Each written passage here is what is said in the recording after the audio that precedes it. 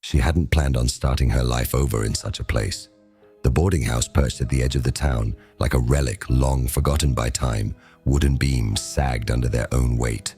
Paint peeled from the walls in long, curling strips, and the windows, thin, dusty, almost opaque, reflected nothing. Not the streetlights, not her face, nothing at all. But it was cheap, and she was out of options. The landlady greeted her with a smile so friendly it felt wrong. Her eyes, however, remained unchanged, dull, watching her with a stillness that made the girl uneasy. "Room 3B, the landlady said, handing her a brass key, the quietest room in the house. Those words would haunt her later. For now, she just nodded, thanked her, and climbed the narrow staircase to her new home. A temporary home, she reminded herself, just until she saved enough to move somewhere better. She didn't know then that the house had no intention of letting her go. That first night, the room felt colder than it should have been. A thin draft seeped beneath the window frame, carrying with it the faint smell of old wood and dust. She lay down on the small bed, pulling the blanket up to her chin. Silence settled over the room, but it didn't last. A faint sound brushed against the edge of her hearing. Not a noise, not exactly, more like a breath passing too close. She opened her eyes. Nothing. She closed them again, and the whisper came. So soft, she thought she had imagined it. A long, delicate exhale sliding across the wall beside her. She turned. The room was empty, but the whisper continued, threading itself through the cracks in the plaster like a voice trying to escape. She sat up, heart pounding, and stared at the wall. Before she could convince herself she was imagining things, the sound stopped completely, as if the house had sensed her attention. She forced herself to lie back down, though sleep came slowly, slipping in and out between moments of unease. By morning, sunlight made everything seem normal again. She convinced herself she had misheard. Stress, exhaustion, and a strange new place could do that to anyone, but the house wasn't finished with her. Not even close. The second night was worse. Much worse. The whisper returned the moment she turned off the lights, sliding along the wall like a hand, dragging its nails softly across the wood. She froze. The whisper formed something resembling letters.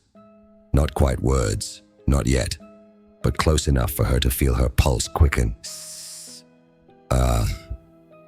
Her name. Someone, something, was trying to say her name. Her throat tightened. She pressed her palms flat against the blanket, her entire body locked in place. She waited, breath shallow, praying it would stop. It didn't. It grew clearer. Sha-re. It wasn't possible. She ran her fingers along the wall, searching for cracks, holes, anything that might explain the sound, but there was nothing. When she pressed her ear against the plaster, she heard it again. Breathing. Slow. Damp. Close. As if something lingered on the other side of the wall. She jerked back, fear spiraling through her chest. But she didn't scream. Something inside her told her not to. Something inside her told her the house was listening. The third day, she approached the landlady. "I keep hearing things," she said quietly. "At night, voices, breathing, like someone's inside the walls." The landlady's expression remained disturbingly neutral. "It's an old house," she replied. "Old houses settle. They sigh. They remember things. A beat. You'll adjust." But the girl saw something behind those still eyes. Not surprise, not confusion, but understanding, and a hint of amusement.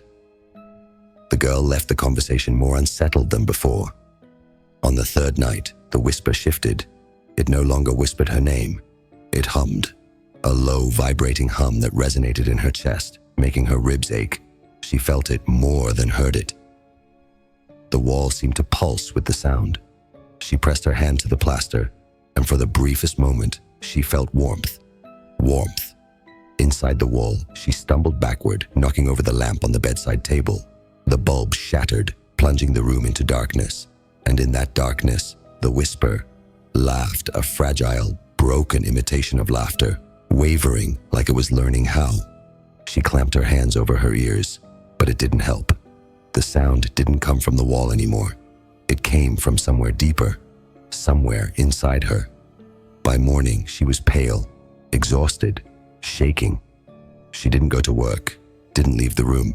She just sat on the bed, staring at the wall as if it held the answer to everything. A crack had formed overnight, thin, jagged, running down the plaster like a vein. She watched it, terrified that something might slip out. A shadow, a voice, a hand. But nothing came. The silence made it worse, because she knew it was waiting for nightfall. When darkness returned, she didn't turn off the light. She sat in the corner, hugging her knees, trying to stay awake. The whisper didn't care. Even with the lamps on, it began again, slow, steady, patient. Then it spoke with perfect clarity. "I'm not in the wall." Her breath caught. Her heart stopped for a beat, then hammered violently. The whisper slid closer. "I'm inside you." Her hand flew to her mouth as her lips parted on their own. She felt her jaw tremble, not from fear, but as if something beneath her skin were trying to move it. She squeezed her lips shut, but her own voice, a twisted, hollow imitation, seeped out anyway. "Let me out." Her eyes filled with tears. Her fingers dug into her cheeks. She shook her head violently, but her mouth kept moving. "Let me out." The whisper grew stronger, threading through her thoughts, rewriting them, rearranging them like pages in a torn book. She felt her mind slipping, opening, making space for something else. No, not something else. Something old. Something that had lived in the silence of this house long before she arrived. It hadn't been whispering through the walls. It had been whispering through her mind, waiting for her to hear it, waiting for her to obey. Her lips curved into a smile she didn't choose. A soft exhale escaped her throat as she whispered, "I'm free." But freedom is never what it seems. The next morning, the landlady knocked gently on her door. No answer. She knocked again. Silence. She unlocked the door, stepping inside the room with a calmness that suggested she had done this before. The girl sat on the edge of the bed, hands folded neatly in her lap. Her eyes stared straight ahead, blank and glassy, too still, too calm. The landlady closed the door behind her with a soft sigh. "It took longer with you," she murmured. "But they all learn eventually." The girl didn't move, didn't blink, didn't breathe. The landlady faced her fully, her smile stretching just a bit too wide. "Welcome," she whispered softly.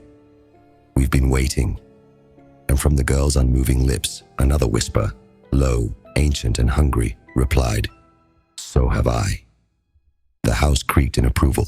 The walls exhaled, and the whisper that had once begged to be released finally found its new home, a home made of flesh and bone, not plaster and wood, because the truth was never about the walls. The house was not alive. The voices were. And now, so was she.